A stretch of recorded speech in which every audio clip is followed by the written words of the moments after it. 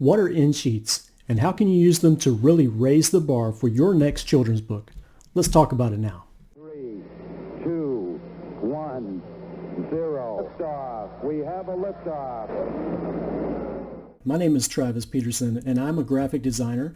I've been designing books for over a decade now, and I even wrote my own children's books, and a lot of the questions I get have to do with in sheets.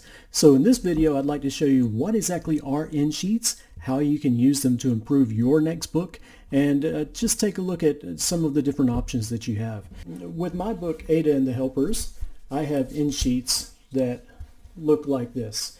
And the in sheets are basically the pages that come before the title page and also at the end of the book. And you mostly have in sheets just in hardcover books. So I'm going to kind of illustrate exactly what these in sheets do by using a cutout of a Fruit Loops box. So we're going to pretend that this is the cover of the book right now, and usually it's going to be made out of cardboard like this, except a bit thicker, of course. So what you would do is, what the printer would do is have a board like this, nothing printed on it, but the artwork for your book will actually be printed on a piece of paper and glued to the outside of the board here. And so I'm just going to show you exactly what that would look like. I'm just going to use a blank sheet of paper. And when they glue it onto the board, the artwork itself is a bit larger than the board itself. So what they do is they wrap the sides of the artwork around the sides of the board. So for the front of your book, it might look something like this. Of course, I haven't glued it down, I've only folded it, but that's exactly what they would do. They would fold it around and glue it to the inside of your cover. And so when you open the book, if there were no in sheets there, you would see these raw edges of your art inside the cover. So the purpose of the in sheets are to cover those raw edges. So an in sheet is typically one sheet of paper that is folded in half, and then you have four sides. You have this side, which would be glued down to the inside of the cover, and then you have this spread, which is typically what we kind of refer to as the in sheets, even though it's only half of the in sheets really. And then you have one last side. This is the side that usually faces your title page. So if you glue this, if this is glued inside your book, it would kind of be like this. So if you can imagine that this page is glued down to the cover, this is the first page of the in sheet. And so the first page is glued down to the cover. So it doesn't really count. You can't really print on that first page because it's covered. It's on the bottom side here.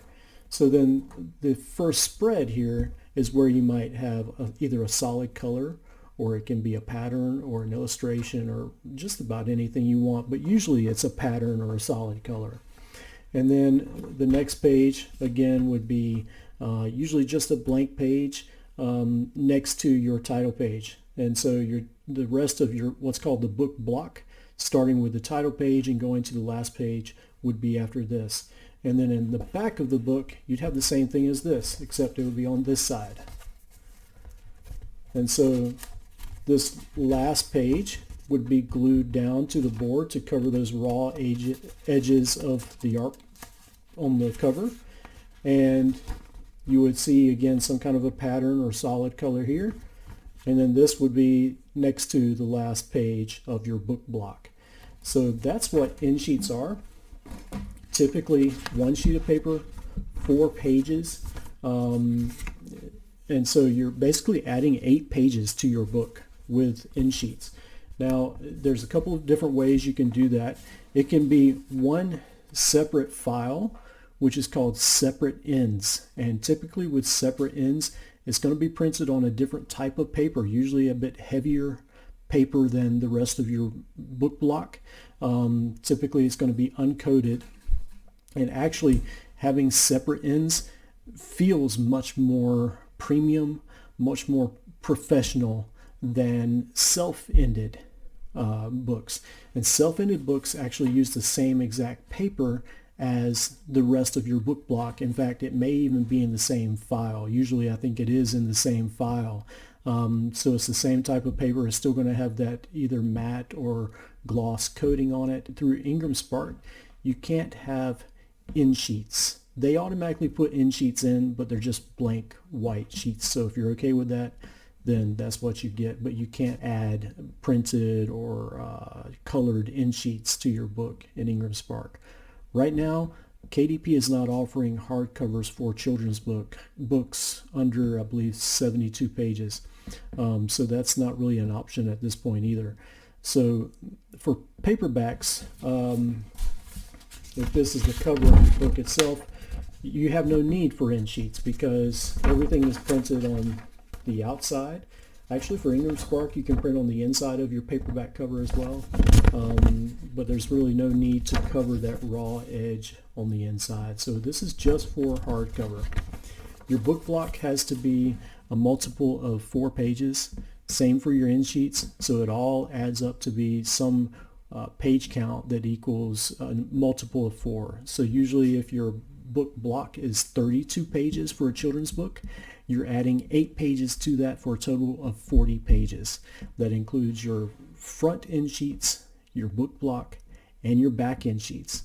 So just keep that in mind next time you are working on laying out your children's book and you're thinking about how many pages you need and how to really make it all fit. If you want to follow me, go ahead and hit that subscribe button and like this video. You can also leave a comment below, and I'll be giving all kinds of tips for how to increase the quality of your children's books or even just regular self-published books. Now y'all come back when you can stay longer. Thanks.